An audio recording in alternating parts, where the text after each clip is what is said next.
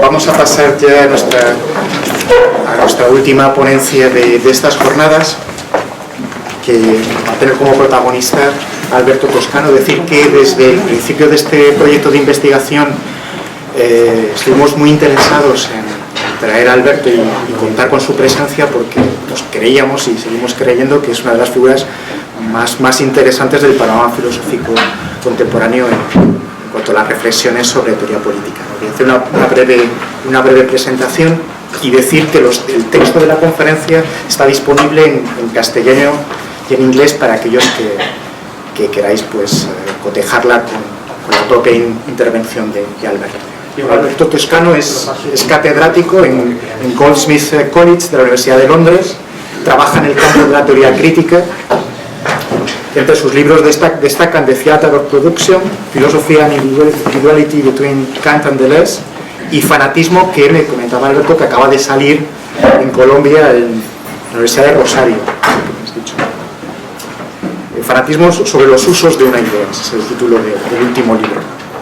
que está, nunca mejor dicho, calentito, mejor estudiada la palabra. Tiene numerosos artículos sobre filosofía contemporánea, filosofía política, teoría social. Es uno de los editores de la revista Historical Materialism y organiza el congreso sobre Marx, que se celebra en Londres regularmente. También es el traductor y editor de algunos libros de Badiou al inglés. Colabora con el diario The Guardian y con revistas de arte y crítica cultural.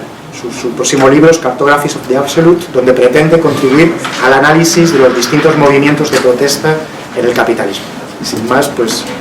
cedo la palabra a Alberto Toscano. Bueno, muchísimas gracias a Germán y también gracias a Sonia y a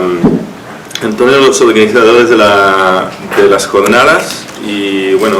me hace mucho gusto estar aquí y discutir estas cuestiones con vosotros.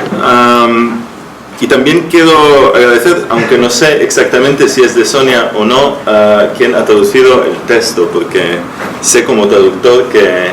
está, bueno, traducir con esta velocidad y un texto que es bastante largo, voy a presentar algo, una versión un poquito más corta, más breve, pero de todos modos, gracias por eso. Entonces, quisiera, antes de leer el texto, como no tengo mucha costumbre de hablar en castellano, me es más fácil, pero quisiera dar un poquito el contexto intelectual de esta intervención. Es decir, que hace un par de años, un año y medio puede ser, en el periódico The Guardian, un comentador que ha escrito cosas bastante interesantes sobre la crisis, que se llama, un periodista del Guardian, se llama Aditi Chakraborty, escribió un artículo lamentando la inutilidad de la sociología como disciplina, que no había producido nada de valor sobre la crisis, no había ni una previsión ni verdaderamente una capacidad crítica para responder a la crisis financiera, económica y social que empezó, bueno, por algunos empezó en el 2007, por otros ya empezó mucho antes. Y bueno, claro, se enojaron bastante los sociólogos, sobre todo británicos, pero un año después hubo una conferencia en Londres organizada por la Asociación Sociológica Británica, British Sociological Association, para discutir de la crisis, y este texto es una versión un poquito más larga de una provocación sobre la relación entre sociología y el imaginario político y afectivo del reformismo. Y bueno, el título Reformismo y Melancolía es un poquito un chiste sobre capitalismo y esquizofrenia de los Guattari, pero se podría llamar de reformismo y depresión también, pero vamos a ver. Entonces, en la actualidad, cualquiera que abra un periódico se encuentra a menudo con la palabra crisis. Denota inseguridad, sufrimiento e incertidumbre, y alude a un futuro desconocido cuyas presuposiciones no pueden dilucidarse claramente. Bueno, estas líneas no son mías, sino que están extraídas de un diccionario político publicado en Francia en 1839. En lo que sigue quiero abordar la cuestión de cómo afrontamos sociológica y teóricamente la crisis financiera desde un ángulo algo tangencial, el de la crisis como un modo de experiencia histórica y temporal, es decir, como una estructura de sentimiento. Esta es una expresión del teórico marxista Raymond Williams. Acto seguido quiero esbozar algunas de las formas en que la idea y la estructura de sentimiento de la reforma pueden ser un obstáculo para nuestra imaginación sociológica y política de la crisis, para después analizar algunas de las visiones, o en este caso una o dos, porque bueno, el tiempo es limitado, más cercanas o alejadas del reformismo que existen en los diagnósticos divergentes de la crisis surgidos de la sociología económica y la crítica de la economía política. Aunque pueden parecer inquietudes muy especulativas en el sentido filosófico y no financiero de especulativas, creo que merece la pena prestar atención a las convenciones y expectativas intelectuales que rigen el modo en que abordamos la relación entre proceso económico y decisión política, dado que estas rigen el debate tanto público como académico sobre la crisis. Y quiero decir, la crisis es ya muy problemático unificar lo que es un fenómeno, una serie de fenómenos muy plural y geográficamente y temporalmente muy complejos, pero también muy específicos. Considero especialmente importante reflexionar sobre las perspectivas y experiencias de temporalidad social que rigen nuestras respuestas ante una situación en la que el corto plazo, por ejemplo, las respuestas de los estados a las calificaciones de crédito de las letras del Tesoro, y el largo plazo, los efectos sociales de las políticas de austeridad sobre las propias perspectivas de reproducción social, parecen desesperadamente enredados y confusos. Y como en paréntesis, parte el problema y el proyecto del cual este es una parte, es intentar de pensar qué hacemos en una situación en la cual dos de las dicotomías más importantes para el pensamiento político de los siglos XIX y siglo XX, es decir, la dicotomía entre revolución y revuelta o rebelión de un lado y revolución y reforma, están en este momento muy opacas o han derrumbado de una manera o de otra. Basándose en su acepción médica derivada de la medicina hipocrática, en la que se refería a la fase de una enfermedad en la que el paciente o bien sucumbirá o bien se recuperará, el historiador y filósofo alemán Reinhard Koselleck define la crisis como el momento en el que es necesaria una decisión que todavía no se ha producido. El tiempo de crisis es aquel que todavía no ha sido abordado o asumido por parte de un agente o sujeto. Es un tiempo de incertidumbre, de expectación, pero se incluye la ida de una eventual decisión y por tanto de un agente en su concepto. Sin ser una simple fase ni una cesura, en este caso crisis denota una tensión temporal, desde un periodo finito y ambivalente, la fase de la crisis, hasta un momento o acto de decisión, o como lo define Koselleck, es una obligación de juzgar y actuar bajo la presión del tiempo. Y claro, si hablamos de crisis plurales, bajo las diferentes presiones de diferentes tiempos.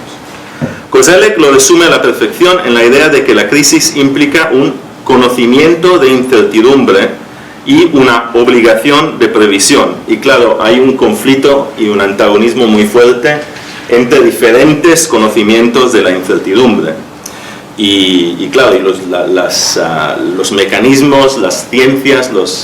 hasta los algoritmos financieros son formas de conocimiento de incertidumbre con efectos performativos muy brutales, como sabemos. Koselleck plantea una cuestión interesante que quizás merezca la pena recordar. Él dice: si el progreso es el concepto rector de la crisis, o si el concepto de periodización iterativa de la crisis es el auténtico concepto rector bajo el cual se subsume también el progreso. Es decir, hay anterioridad o primacia entre crisis o progreso. De todos modos, son dos conceptos que tienen que estar pensados de manera conjunta.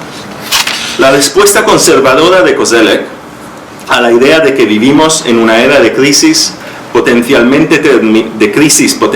terminales consiste en recurrir a la noción cristiana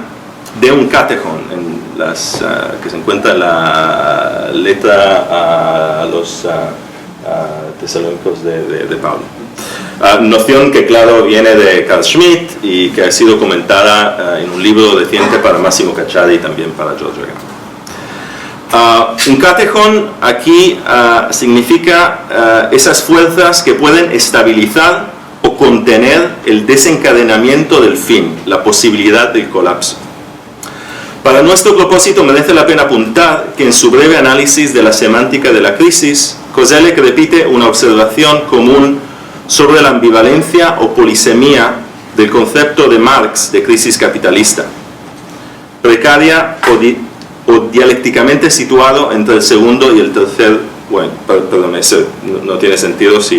porque he cortado la parte anterior, entonces voy a saltar. Como apunta Koselleck en una formulación discutible pero sugestiva, por un lado, Marx manejaba un concepto de crisis inmanente al sistema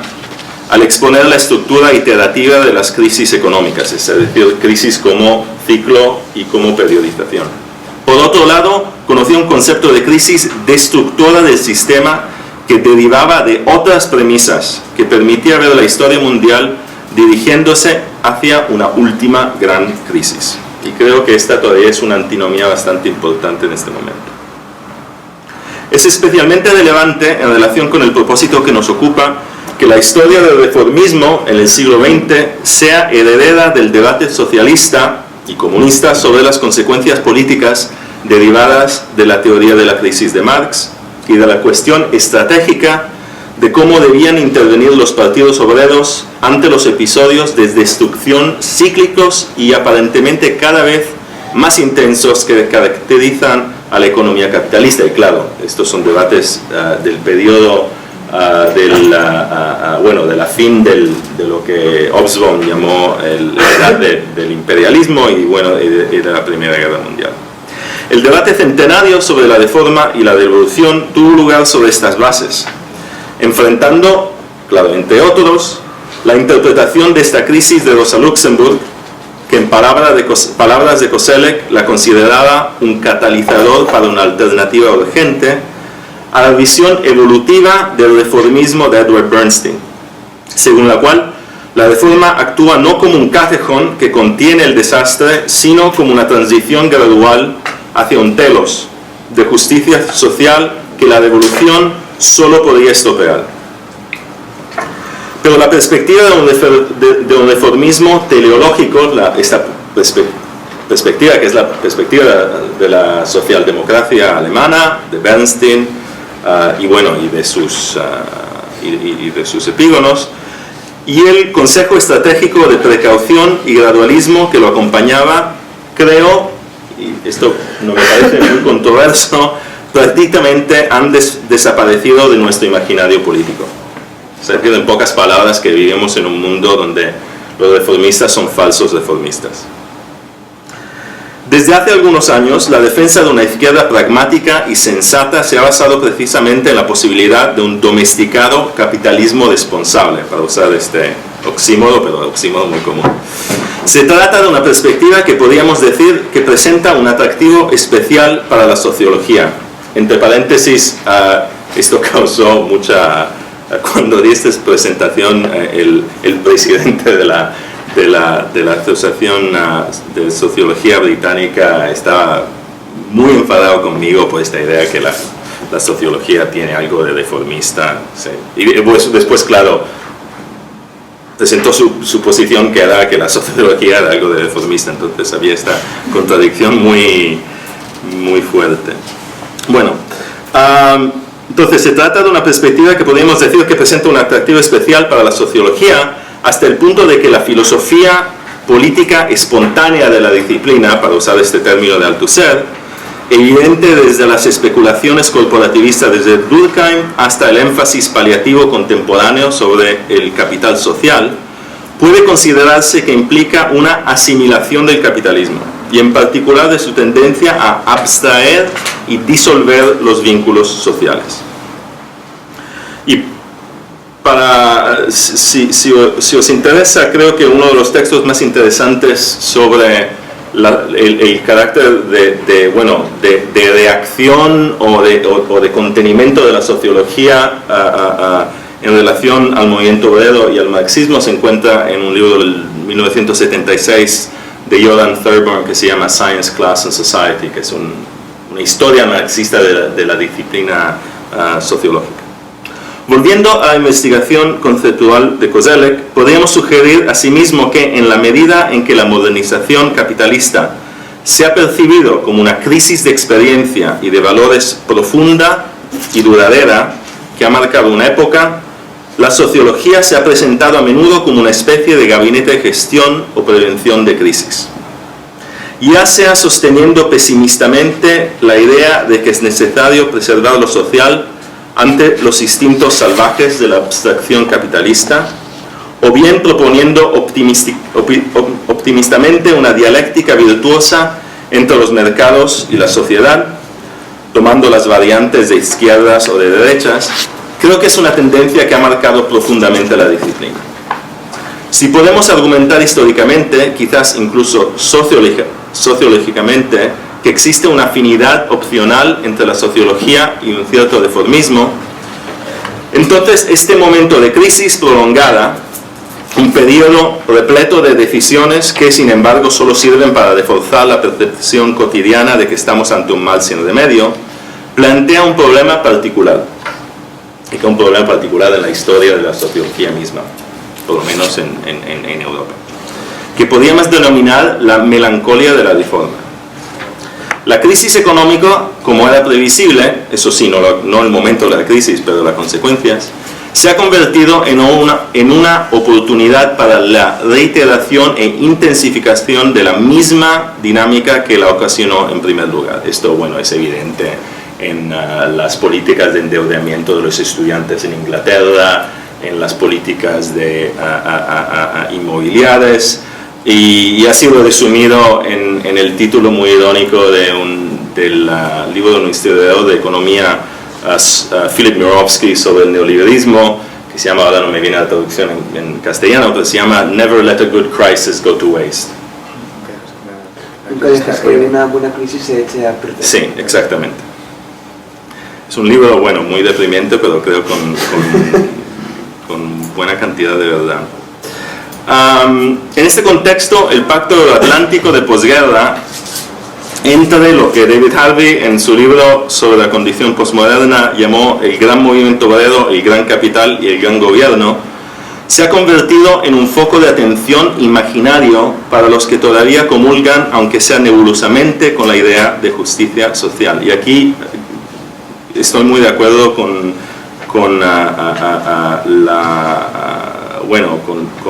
la visión de Mónica en su presentación sobre estos mitos de periodización. La añoranza de los que los franceses llamaron los 30 glorieux, los 30 y pico años de opulencia de la posguerra, opulencia, bueno, para algunos, cuando todavía, para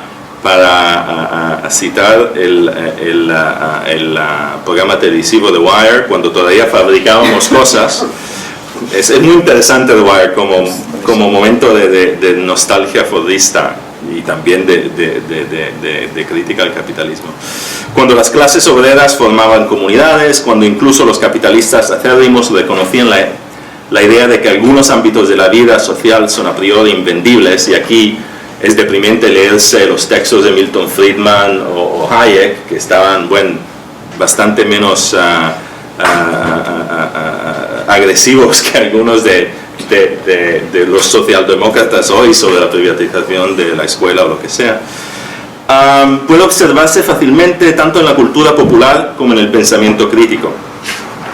así como en construcciones ideológicas incoherentes en Inglaterra, como los dichos Red Tories o Blue Labour, que ya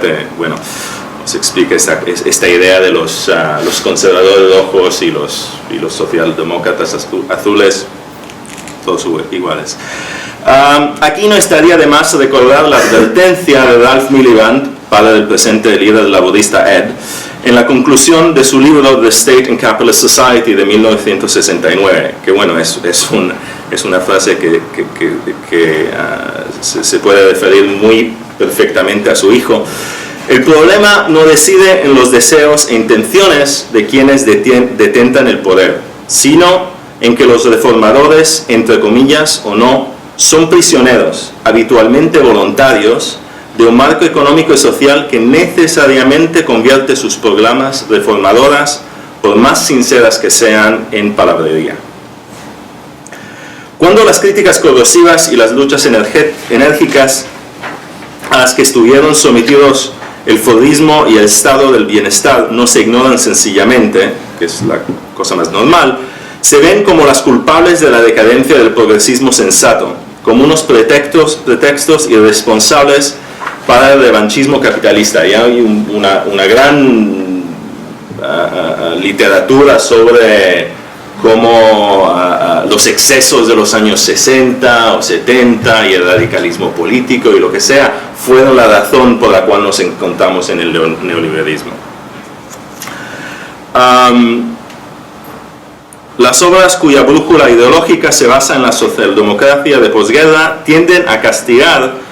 los 60 o los 70, depende del país, por haber sido excesivamente exigentes y haber estropeado en consecuencia algo bueno con una exageración quisquillosa de las necesidades y demandas. Desde la última explosión frustrada de reformismo auténtico, por ejemplo a través de las medidas para socializar el capital en Suecia propuestas por Rudolf Meidner, el propio concepto de reforma se ha vaciado fundamentalmente de sentido o se ha tergiversado irrevocablemente. Por eso creo que decir que, bueno, que criticar el reformismo hoy es problemático en cuanto yo no creo, en un sentido no creo que existe. No existe un reformismo si pensamos en el reformismo clásico de Bernstein a la Suecia de los años 70.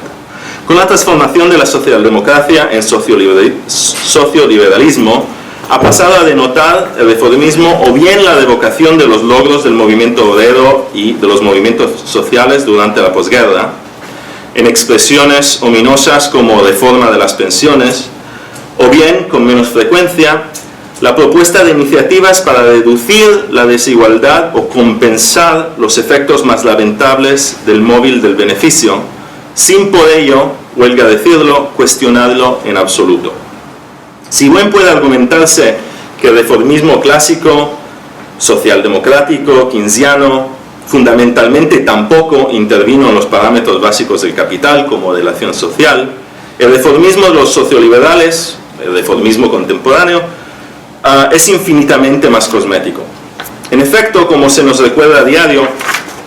solo puede presentarse como un gestor político benévolo de la acumulación en la fase ascendente del ciclo económico. Esta es la historia del Partido Laborista en Inglaterra en los años 90,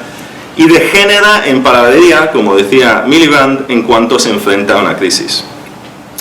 Este reformismo sin reformas puede contrastarse con la proliferación de recetas de reforma desprovista de reformismo, es decir, desprovista de horizonte histórico o teleológico. Medidas, ya sean políticas o económicas, que proponen modificaciones radicales o que parecen radicales de las relaciones actuales de poder y producción, sin anunciar un trastorno fundamental en la estructura social, ni una estrategia o actuación general para la transformación. Van desde intervenciones fiscales en la superpotencia de las finanzas transnacionales, como la taxa Tobin, hasta medidas políticas contra nuevos patrones de explotación y recorte del bienestar, como la renta básica garantizada, desde propuestas de revisión de la deuda execrable y políticas de quiebra soberana, como en los casos de Ecuador y Grecia, hasta la socialización de los fondos de pensiones, como programa. Podemos hablar aquí invirtiendo de reformas o de reformar sin reformismo, sin ideología de reformismo. En el sentido de que, a pesar de las declaraciones de que otro mundo es posible, la conexión entre estas medidas y un horizonte más amplio de cambio social emancipador sigue siendo bastante opaca. Para la mayoría de observadores, ni las leyes del flujo del capital, ni la biografía colectiva de la clase trabajadora ofrecen un movimiento progresivo que un reformismo pueda asumir y canalizar hacia fines igualitarios. Es decir, también que todo el pensamiento del reformismo depende de una visión temporal y estructural del capitalismo mismo. Claro, con una visión diferente del capitalismo se tiene que repensar el término mismo de reforma. Las posibilidades de revivir, aunque sea de una forma considerablemente modificada, un reformismo socialdemócrata clásico con su visión del trabajo asalariado como mediador crucial de los derechos políticos parecen remotas. Y aquí creo que tiene razón Negri en un texto que discuto en la versión más larga, cuando toma como eslogan la idea de no New Deal. Es decir, que este es una fantasía, una ficción, y también una fantasía, una ficción bastante peligrosa, porque materialmente en un sentido imposible. Incapaz de pensar en los determinantes estructurales del desempleo, ni en el hecho de que, por principios, es deseable una disminución radical del trabajo y la eliminación de la obligación de trabajar para producir bienes nocivos bajo condiciones nocivas, la respuesta actual a la crisis, también por una gran parte de la izquierda, o en algunos países por todo lo que se llama izquierda, parece imaginar que una sociedad basada en el trabajo, para citar la Constitución italiana, sigue siendo el horizonte inamovible de nuestra vida social y económica. Una nostalgia fordista impide la elaboración de formas de antagonismo social en el marco de una situación en la que la relación entre clase y trabajo, el lugar de la industria, la dinámica general de la acumulación y la división del trabajo internacional han variado significativamente desde el periodo de posguerra. Un periodo que en sí mismo, y esto se olvida casi siempre, estuvo marcado por muchas dimensiones, aunque no nos limitemos al norte euroatlántico, que se acostumbran a pasar por alto en las visiones maquilladas del fordismo como paradigma social benévolo. La colosal devaluación del capital causada por la destrucción de la Segunda Guerra Mundial, que posibilitó el boom liderado por los Estados Unidos, el keynesianismo militar, los efectos críticos de la competencia política de la Guerra Fría, las brutales en los Estados Unidos, por lo menos, pero también en Europa, limitaciones raciales y de género del Pacto por el Bienestar, cuando había Pacto por el Bienestar, etc. Los sociólogos y teóricos sociales están obligados a compartir en gran parte el sentido común histórico de su época. Pero es obvio que asumir el reto intelectual de la crisis actual, o quizás de las crisis actuales, implica seriamente tratar con cierta violencia ese sentido común. Un sentido común que, huelga decirlo, la sociología como disciplina más o menos pública ha contribuido a formar de un modo nada insignificante. Algunos hábitos de pensamiento y teoría muy arraigados y en muchos sentidos indispensables pueden suponer obstáculos a nuestra comprensión. Y aquí quiero referirme brevemente a uno de ellos. Tiene que ver con la tendencia a menudo irreflexiva de la sociología a pensar en el ámbito social y en el periodo de posguerra en el Estado social como uno que integra las dinámicas abstractivas y desocializadoras del capital. Huelga decir que, por lo visto, la tremenda eficacia o incluso performatividad de las abstracciones parece caracterizar un momento dominado por instrumentos financieros de gran complejidad matemática, cuyos efectos negativos sobre individuos y colectivos están a la vista de todos. Pero debemos ir con cuidado para no dar un apoyo disciplinar al imaginario impreciso de un reformismo contemporáneo o de un pseudo-reformismo contemporáneo que ve el retorno al Estado y a la regulación como una panacea para la crisis.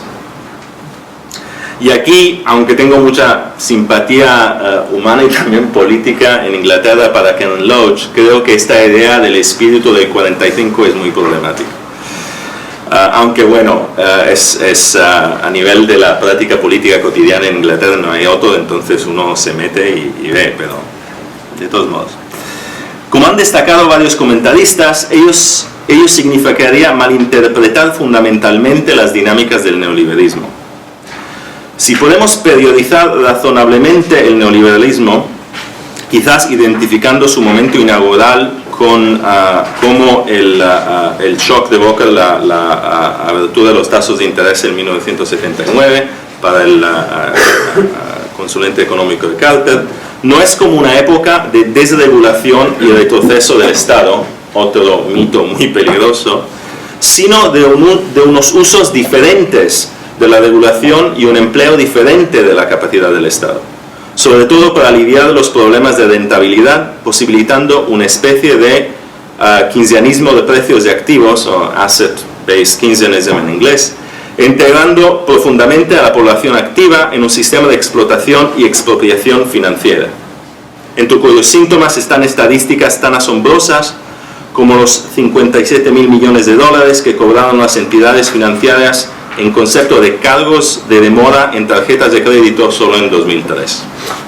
Esa es la expropiación financiera.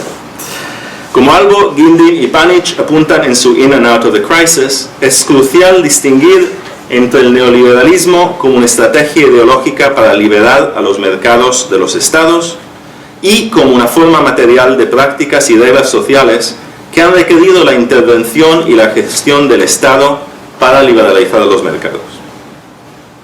Y para entenderlo puede que debemos volver a romper con una gran parte de nuestro sentido común sociológico y político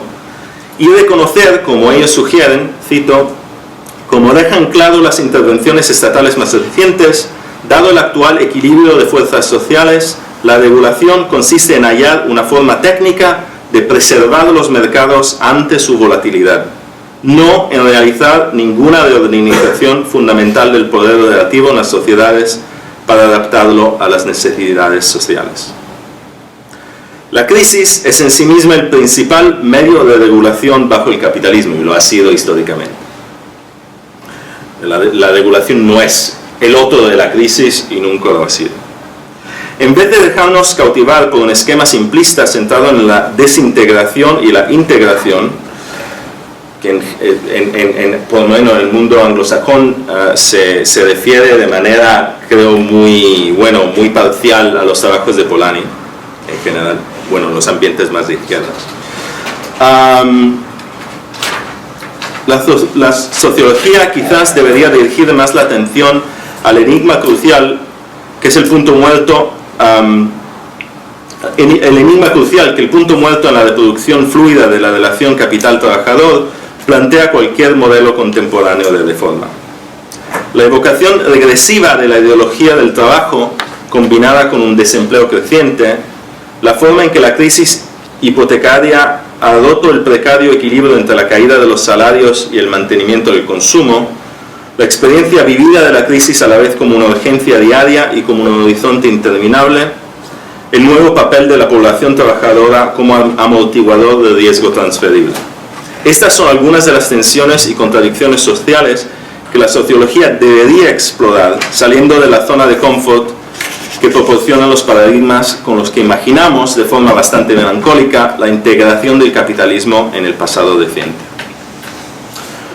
Uno de los esfuerzos más agudos y sociológicamente sensibles de revivir el espíritu de reformismo radical está representado por la reciente obra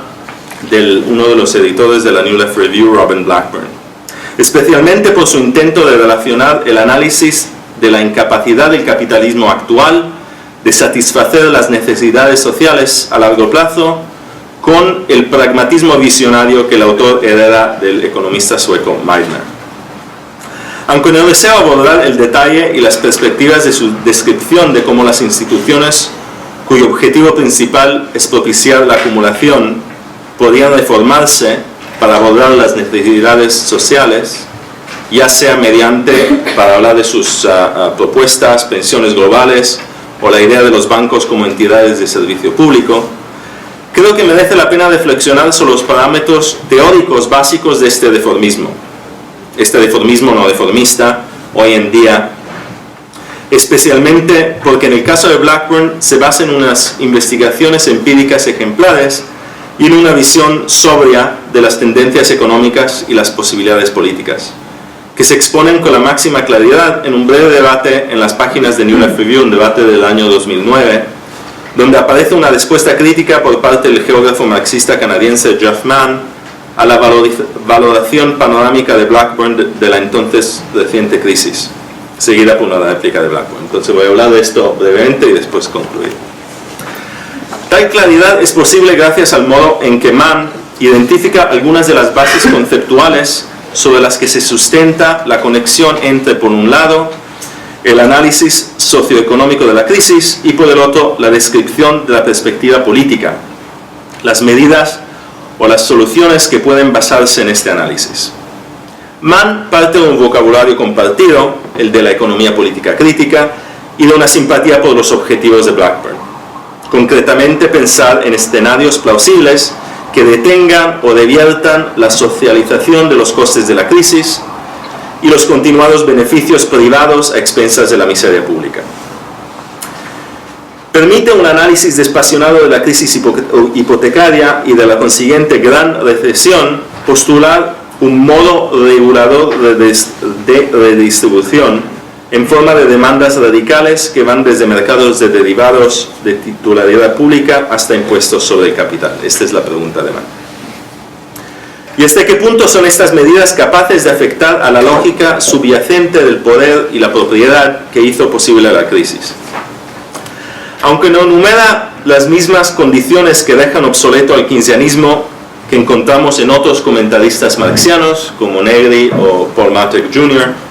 Mann destaca dos argumentos que alimentan la mayoría de valoraciones negativas del reformismo socioeconómico.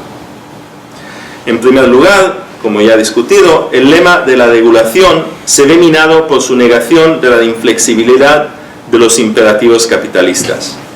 Aparte del poder social ejercido por los intereses capitalistas personalizados, si la regulación afecta a la base del aumento de la acumulación, no puede sobrevivir. La economía mixta del periodo de posguerra no fue derrotada simplemente por una ofensiva ideológica. Este aquí también es el mito, que el fordismo podía continuar al infinito. Era incompatible con las definiciones capitalistas de crecimiento y con las dinámicas de competición entre capitalistas y también con las dinámicas de lucha de clase. En segundo lugar, cualquier visión de una regulación que recurra a la posibilidad de regular el sector financiero para favorecer la producción, otro tema y otro mito contemporáneo, ignora que cuando se trata del valor en una sociedad capitalista, el capital del sector financiero, cito Mann, no vulnera ni supera de ninguna manera las condiciones del mundo real. Entonces es ficcional en un sentido técnico, pero es tan capital como el capital productivo. Y esta idea de separar el buen capital productivo del malo capital financiero es, claro, otro mito del presente y también un mito a veces bastante peligroso en su lado político, imaginario, etc. Considerar que el sector financiero es más abstracto que el productivo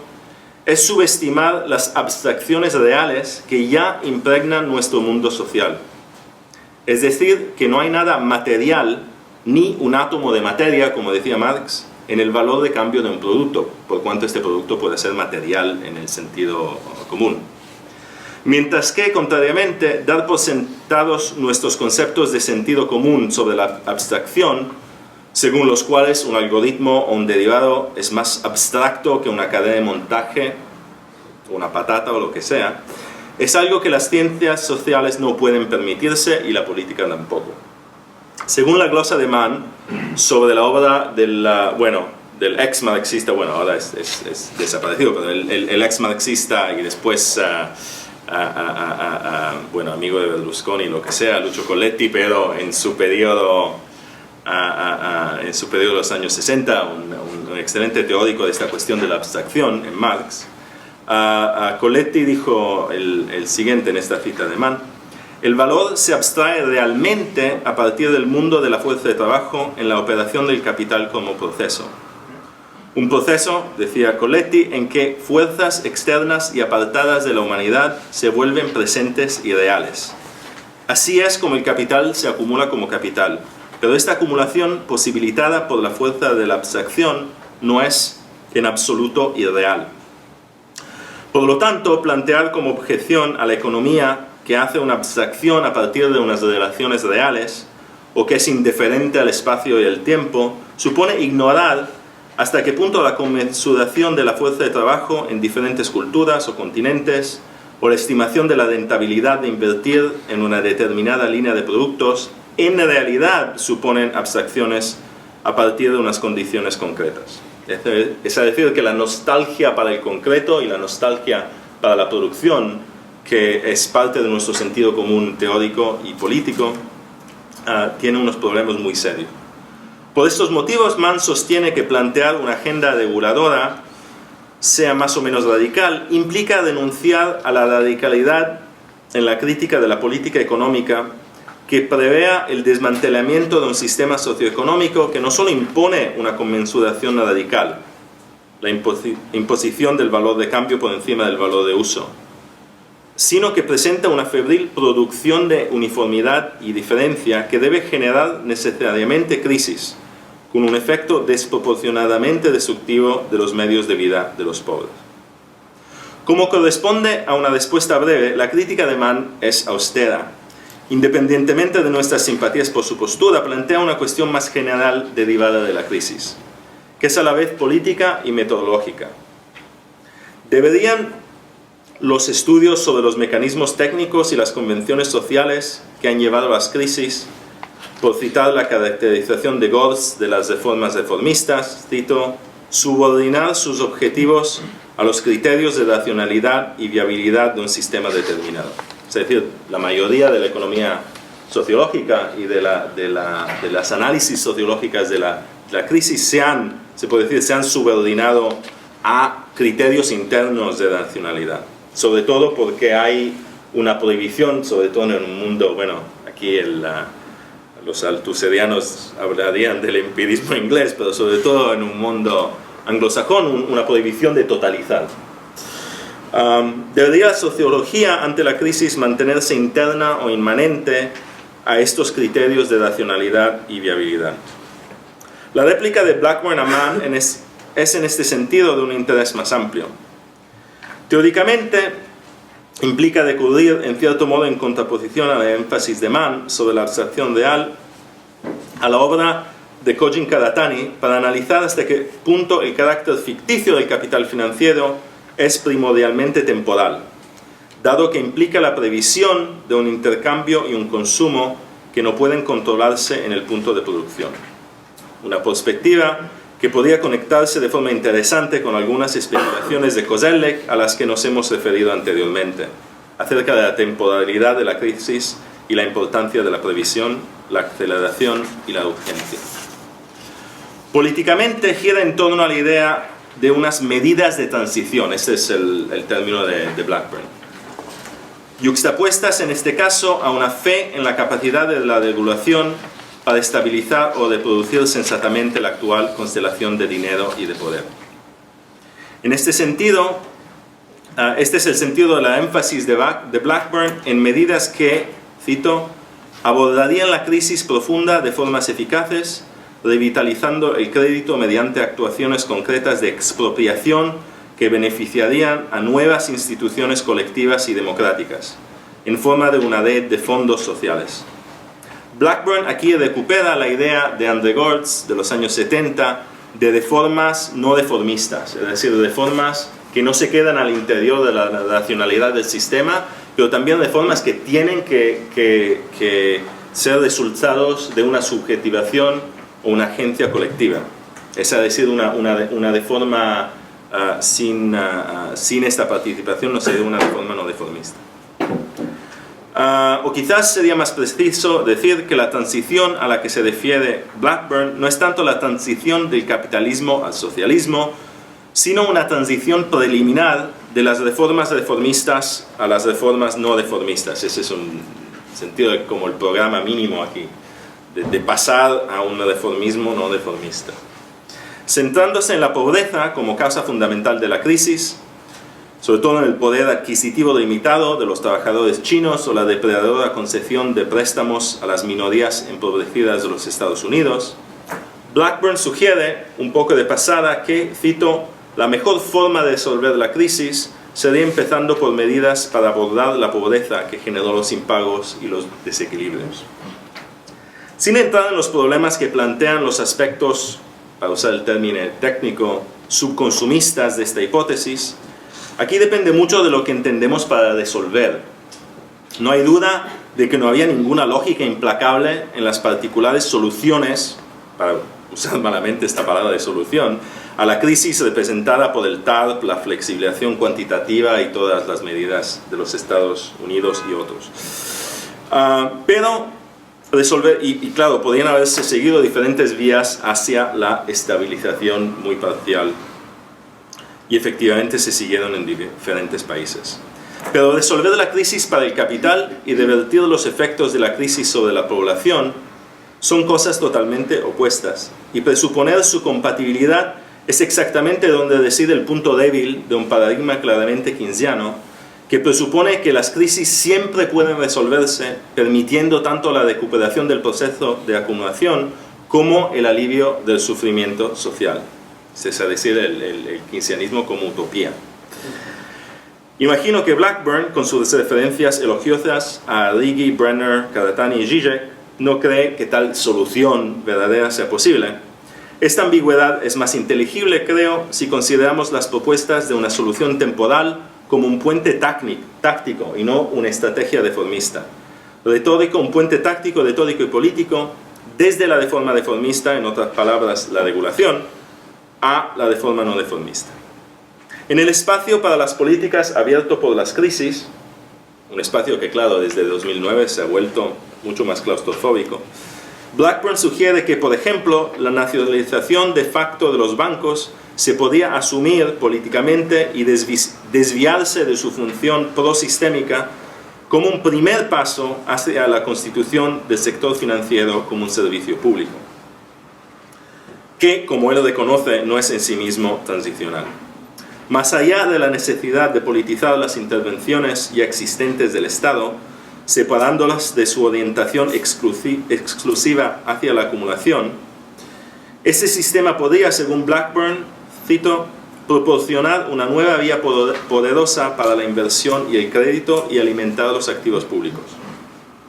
¿Es eso compatible con los índices de beneficio que requiere el capital contemporáneo?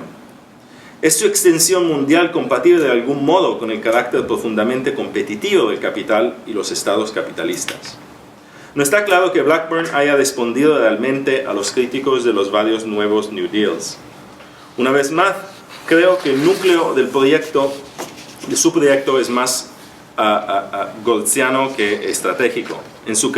corazón no se halla una estabilización del crecimiento, una reforma reformista, sino una politización. Queda claro en su disertación sobre los fondos sociales al estilo de Meitner. Aunque permanecían inmanentes a una economía capitalista, cito Blackburn, podrían igualmente abordar de forma útil cuestiones como los derechos laborales, las salvaguardias ecológicas, la remuneración de los ejecutivos, etc. Insistir en estas cuestiones ayudaría a desarrollar un cuadro de especialistas capaces de ofrecer una regulación desde abajo. Podrían considerarse unos organismos embrionarios de poder financiero dual. Esta frase de Tournemont leninista es bastante extraño. Forzar el capitalismo hasta sus límites y adquirir así nuevas experiencias y capacidades es la única esperanza, escribe Blackburn, que tienen los movimientos progresistas de avanzar más allá de él. Entonces, en conclusión, su orientación hacia el anticapitalismo hace que estos debates entre Blackburn y Mann, también el debate sobre el keynesianismo de Negri, sean ajenos a una gran parte de la actual sociología económica, antropología de los mercados, sociología de las finanzas, etc. Y no sé si es el caso aquí, pero en Inglaterra estas son entre las áreas más fuertes en el campo sociológico. Sobre todo los estudios de la finanza, pero no estudios de la finanza y de la crisis, pero estudios de la finanza como etnografías de la actividad económica. Una de las causas más importantes de la distancia normativa y metodológica es el nominalismo que se ha convertido en el sentido común de mucha literatura sociológica sobre la economía. Algo que quizás resume mejor que nadie el imperativo metodológico de Bruno Latour: no nos centremos en el capitalismo. Y claro, no lo hace.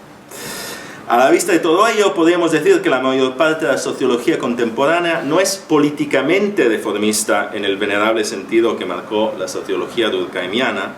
como un conocimiento dirigido a la comprensión, contención y canalización de la dinámica disruptiva de la sociedad de mercado. Pero es reformista metodológicamente. Podemos decir que la decisión de mantener una descripción de la economía vinculada a los mecanismos, agentes y conocimientos que pueden estudiarse explicando a la vez todos los que Latour llama los costes de transacción de la investigación, necesariamente paga su comprensión con una incapacidad para reflexionar críticamente sobre las transiciones más amplias, ya sean sufridas o buscadas. Parafraseando a Goltz, esta sociología subordina su metodología a los criterios de racionalidad y viabilidad de un sistema determinado, el nuestro. Rechaza los objetivos totalizadores de la crítica, incluido el de la claramente reformista sociología de lo social, para usar el término polémico de Latour, en beneficio de una nueva variante de lo que Weber llamó crítica técnica, evidente sobre todo entre los relativamente escasos textos sociológicos sobre la crisis, en inglés, bueno, Inglaterra, en la circunspección y el agnosticismo político de los estudios de Donald Mackenzie, por otro lado singularmente esclarecedores sobre las dinámicas metodológicas y organizativas detrás de todo el sistema de créditos. Para los que piensan que la comprensión de la crisis requiere establecer vínculos totalizantes, para volver al debate de antes, entre, por ejemplo, los Estados Unidos, la historia de la discriminación racial, las políticas hipotecarias y los mercados de crédito, sin los cuales creo que es evidente que no se puede entender nada de la crisis de los subprime, o entre la capacidad de consumo colectiva de los trabajadores chinos y el atractivo de los bonos de los Estados Unidos, esta metodología implica una forma de ascetismo imposible. Además exige, como se ha argumentado recientemente de forma persuasiva en un artículo de Dick Bryan y algunos colaboradores, una notable sobrevaloración del papel central del conocimiento y la experiencia. Estos enfoques, como dicen Bryan y sus colaboradores, generalmente representan por defecto el conocimiento como el iniciador o el motor principal de los procesos sociales, permaneciendo estrechamente vinculados a la teoría y la práctica económicas convencionales y flirteando con lo que Bryan llama una hagiografía del conocimiento, en la que las limitaciones, carencias y errores del conocimiento generalmente no se teorizan, sino que con demasiada frecuencia se tratan como discrepancias observadas o bien se sustituyen por la explicación primaria basada en el conocimiento. En cuanto a los mercados, se abordan de forma inmanente, que es verdaderamente la práctica ahora casi dominante en la sociología, por lo menos en el mundo anglosajón,